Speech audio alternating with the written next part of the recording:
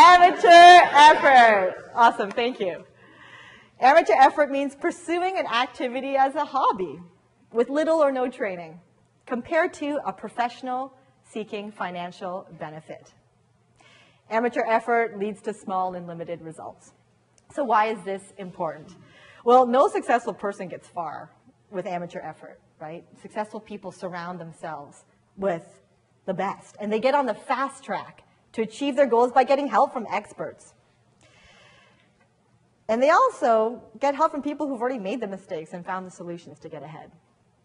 You know, it used to be back in the day, was that a few years ago, when it was good enough to just throw a video up. But sort of that frontier of video is actually kind of behind us now. These days, most people are using video to promote themselves or their products. And if every entrepreneur has a video, a smart entrepreneur has to be one step ahead and have a better video than the competition. If a business owner is late in getting started with a video and maybe think, okay, I'm just going to throw one out without any training, it can actually do more harm than good, because they'll probably end up looking like an amateur, and that can actually cost them business. I met an American physician earlier this month. I was doing some training, and she's from the United States, and she was telling me about this entrepreneur who had wrote a book, was really doing some fascinating work, and she was really interested in his training. So she went to his website and thought, oh, great, there's some videos, started watching his videos. Well, this guy was really bad in his videos. And after a while watching a few of his videos, she just got completely turned off and was like, you know what, I actually don't really want to work with this person anymore.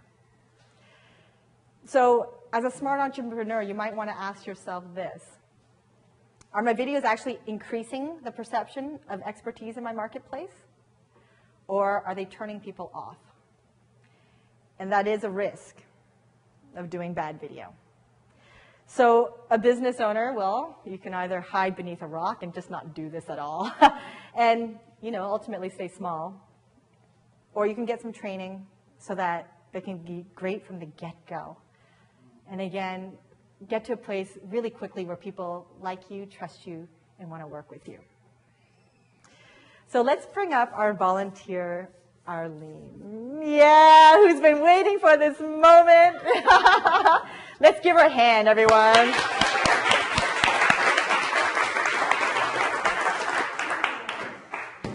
So I know this isn't easy. Why don't we just get you over, I'm going to get you coming over here so we get this, not that blue light on your face. Okay, awesome. Okay, so a few things when you're going in front of a camera. Let's just do a little body scan from your feet all the way up, okay? Usually people don't see what's going on below your waist, so take a nice, firm, wide foundation if you want. Ladies, if you wear heels, kick them off. No one's going to see them, right? The main thing is you want to feel nice and grounded, connected to the floor, okay? If you're ever, if you kind of like do this, or if you kind of lean on one hip, what tends to happen is you start fidgeting a lot in front of the camera. So nice even balance in both your feet, nice firm foundation on the ground, okay? As we work our way up, oh, look, your hands are in perfect position. Wow, that's so convenient. So notice where her hands are right here. Because again, what happens often is that our videos cut ourselves off in the waist, right? And if we keep our hands down at our side, and the video's cutting us off here, what happens to our hands? Oh my God, I lost my hands. Not only that, it's like, what the heck is she doing with her hands down there? Right? So you really always want to keep your hands in sight. Also in our culture, we actually trust people when we can see their hands.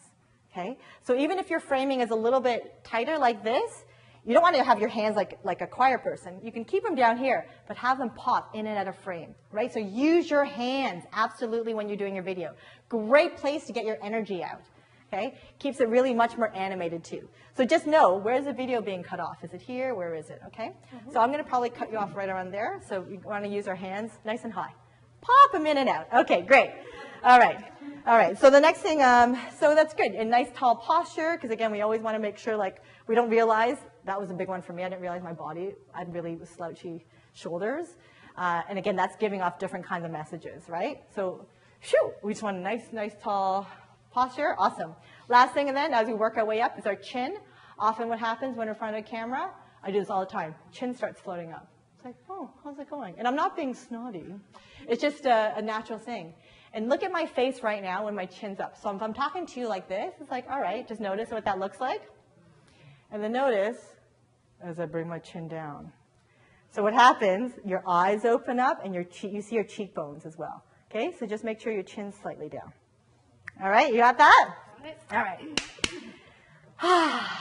Now the next thing is you got to breathe. We always forget to breathe when we're in front of the camera, right? So everyone right now, let's take a nice deep breath all the way into our lower bellies.